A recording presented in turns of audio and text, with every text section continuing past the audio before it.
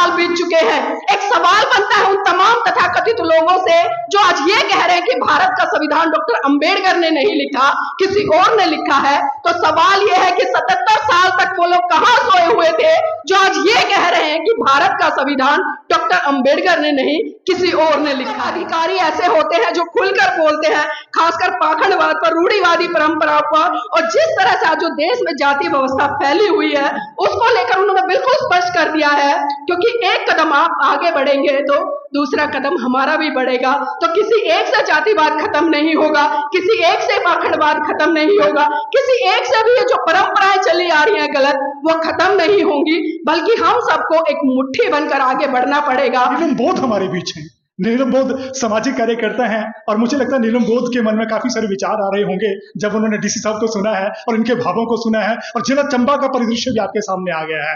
तो नीलम बोध पूरे हिंदुस्तान में काम करती हैं। नीलम बोध अगले सेशन में तो आपको बात करनी है, लेकिन आइए डीसी साहब का शुक्रिया अदा करते हैं। ये करते हैं इनका आपकी मुखरबिन से करते हैं, आपकी जुबान से करते हैं। तो आइए धन्यवाद भी करते हैं और थोड़े वक्त में अपनी बात भी कहें।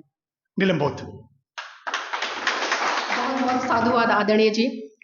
सर्वप्रथम महाकारुणिक तथागत बुद्ध को अपनी संकल्पनाओं के सुमन अर्पित करते हुए समस्त भारतीय नारी के मुक्तिदाता, बहुजनों के मुक्तिदाता, दुनिया का सूरज, ज्ञान का प्रतीक, संविधान के रचयिता परम पूज्य बाबा साहब को सत सत नमन करते हुए बहुजनों को भारत में सत्ता के गलियारों तक ले जाने वाले साहब मान्यवर काशीराम जी को नमन करते हुए अपनी 20 बीघे जमीन को बेचकर सच्ची रामायण का इतिहास रचने वाले ललई सिंह यादव जी को नमन करते हुए और इस देश में महिलाओं के लिए पहला स्कूल खोलने वाले फूले दंपत्ति राष्ट्रपिता ज्योतिबा फूले और माता सावित्रीबाई फूले जी को नमन करते हुए और आज के हमारे मुख्य अतिथि युवा के रूप में एक चमचमाता चेहरा हमारे बीच में उपस्थित हुआ, तो आप सबको और तमाम अतिथि गण को मेरा क्रांतिकारी जय भीम, नमो बुद्धाय।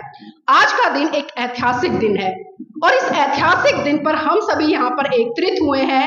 इन सब का आना तभी सार्थक था जब आप लोग यहाँ पर आए हैं। अगर आप नहीं होते तो शायद ये मंच आज सुशोभित नहीं होता।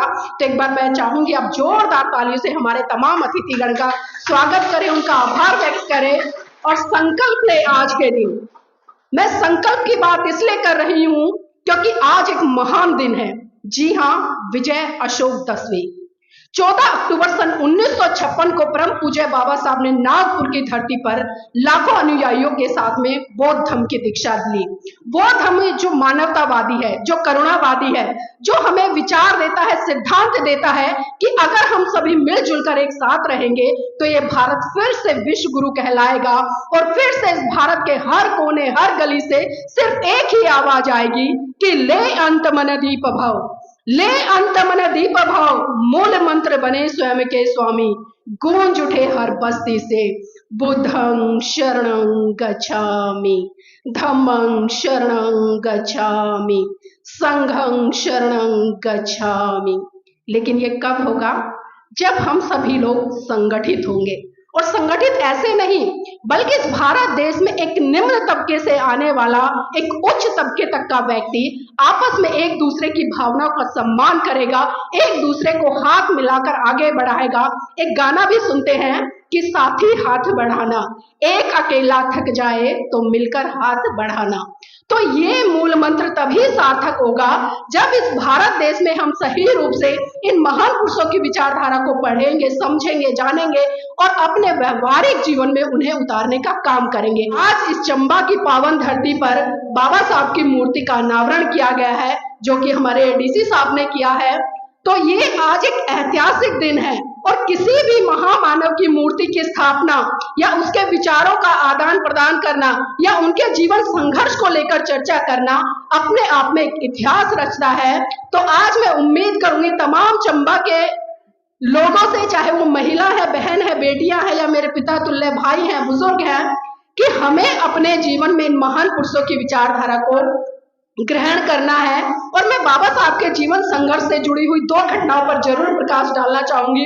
डीसी साहब, मैं समझती हूँ आपका समय बहुत बेशकीमती है, लेकिन मैं चाहती हूँ आप भी कम से कम उन 2 घटनाओं को सुने और समझे। और बात उस समय की है जब परम पूज्य बाबा साहब बंबई हाई कोर्ट में प्रैक्टिस कर रहे थे।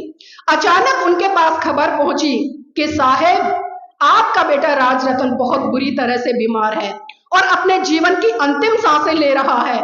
ये बात सुनकर परम पूज्य बाबा साहब तुरंत घर दौड़े आए और जैसे ही उन्होंने अपने बेटे राज रतन को गोद में उठाया, राज रतन ने उनकी गोद में ही दम तोड़ दिया। ये मंजर देखकर माता रमाबाई बिलक बिलक कर रोने लगी और साहब का कॉलर पकड़कर कहने लगी कि साहेब बस कीजिए साहेब, बस कीजिए। आपकी समाज सेवा के भूत ने एक एक करके मेरा पूरा परिवार उजाड़ दिया, साहेब बस कीजिए। तो बाबा साहब कहते कि रमा चुप हो जा,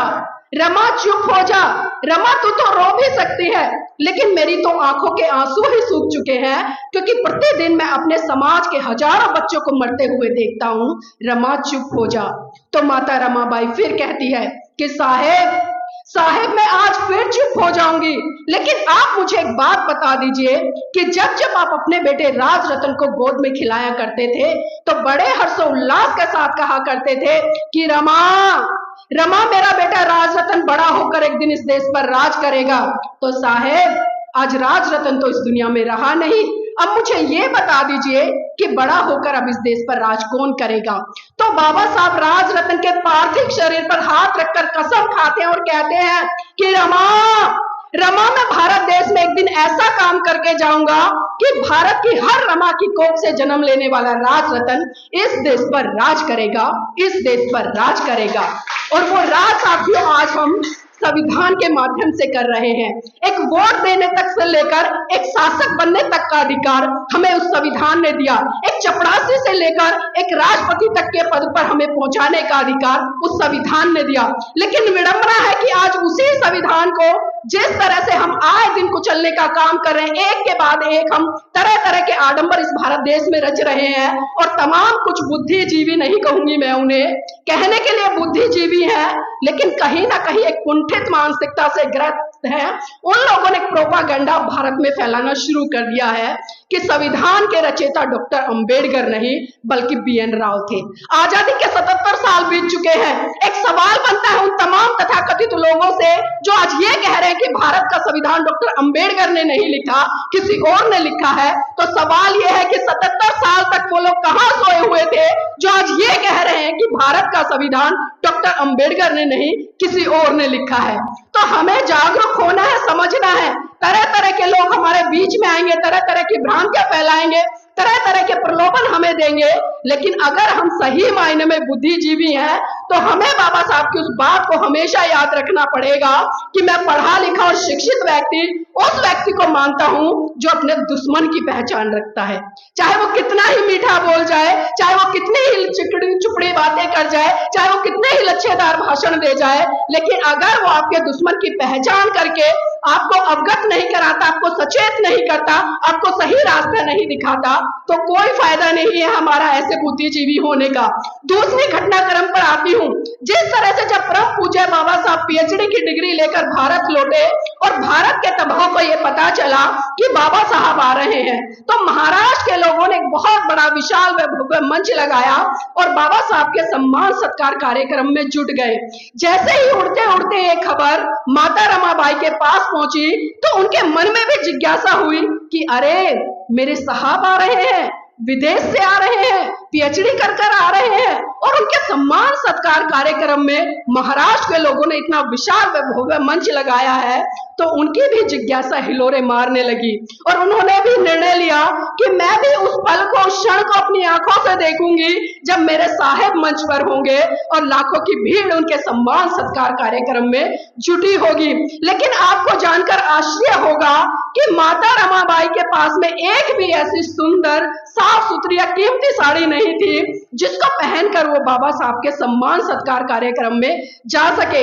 तभी उन्हें याद आया कि साहू जी महाराज, जी हाँ, साहू जी महाराज ने एक बार सम्मान स्वरूप बाबा साहब को एक पगड़ी भेंट की थी और उसी पगड़ी को माता रमाबाई ने ट्रंक में से निकाला और अपनी फटी हुई साड़ी पर उस पगड़ी को लपेटकर वो बाबा साहब के सम्मान सत्कार कार्यक्रम में पहुंच गई। अब एक सवाल है तमाम बुद्धिजीवी लोगों से मेरा, जब किसी महिला के पति का सम्मान सत्कार कार्यक्रम हो रहा हो और लाखों की भीड़ वहां पर हो, तो बताइए उस पुरुष की जीवन साथी यानी कि जो उसकी पत्नी है उसको कहां पर होना चाहिए, कहां पर होना चाहिए?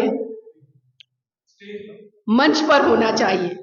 बिल्कुल सही कहा कि स्टेज पर होना चाहिए, लेकिन आपको जानकर आश्चर्य होगा कि माता रमाबाई ना तो स्टेज पर थी, ना ही मंच के सामने जो कुर्सियां बिछी थी, पहली लाइन, दूसरी लाइन, तीसरी लाइन, दूर दूर तक कहीं माता रमाबाई दिखाई नहीं दे रही थी। बाबा साहब भी भाषण देते हुए कहीं ना कहीं एक आस भरी नजरों से उस भीड़ में चारों तरफ माता रमाबाई को खोज रहे थे कि इतना जन सैलाब उमड़ा है, कहीं तो मुझे मेरी रामू दिखाई दे।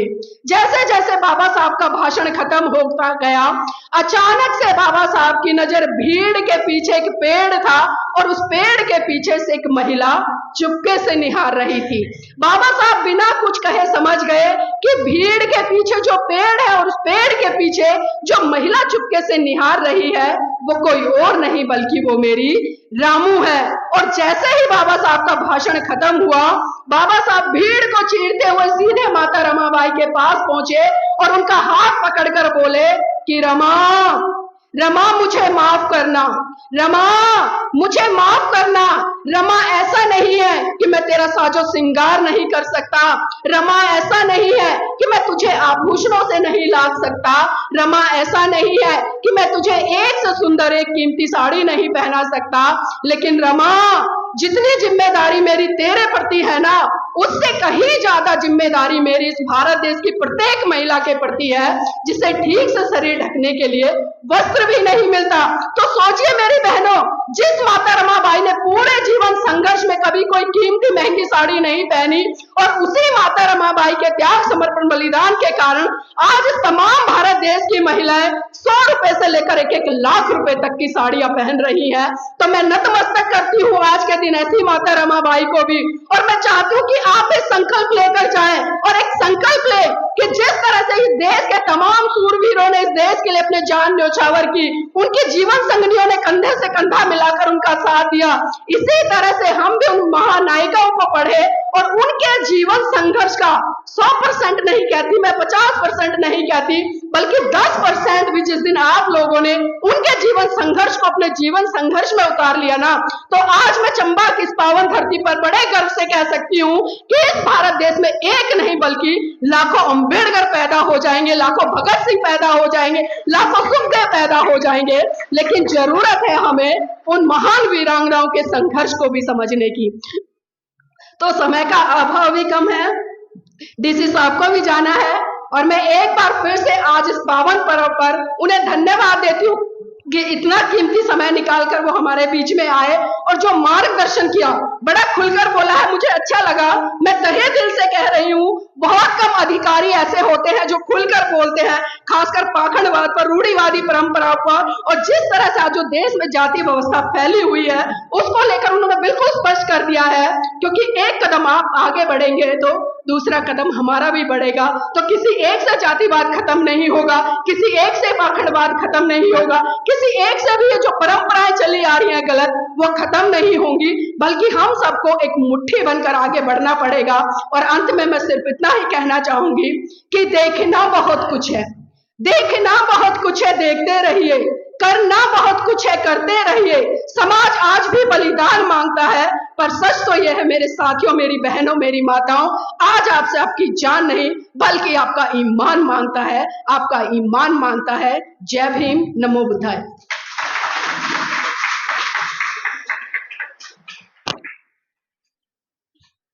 शुक्रिया नीलम बोध जी, आपने तो रोंगटे खड़े कर दिए, बहुत बहुत धन्यवाद। और जो जोश और जो विचारों की ज्वाला उमड़ रही है, मुझे लगता है इस तरह की ज्वाला का उमड़ना बहुत जरूरी है। और जो अपने वैचारिक ज्वाला यहाँ मैं कहूँगा जलाई है, ये कहना गलत नहीं होगा, दुष्यंत कुमार को याद करते हुए कि सिर्फ हंगामा खड़ा करना हमारा मकसद नहीं, हमारी कोशिश है ये सूरत बदलनी चाहिए, मेरे सीने में ना हो, आपके ही सही हो कहीं भी मगर ये आग जलनी चाहिए। तो ये जो आग है, जो विचारों की आग है, दृष्टि की आग है, जो नीलम बोध ने जिसका जिक्र किया, और इन्होंने अपने जिक्र में ये भी कहा कि ऐसे निर्भीक, ऐसे जिम्मेदार और ऐसे बेबाक बोलने वाले जिलाधीश भी बहुत कम आते हैं, जिन्होंने आज ये आकर हम सबको, मैं कहूंगा कि हम सबका मार्गदर्शन किया है और आगे बढ़ने के लिए रास्ता भी दिखाया है।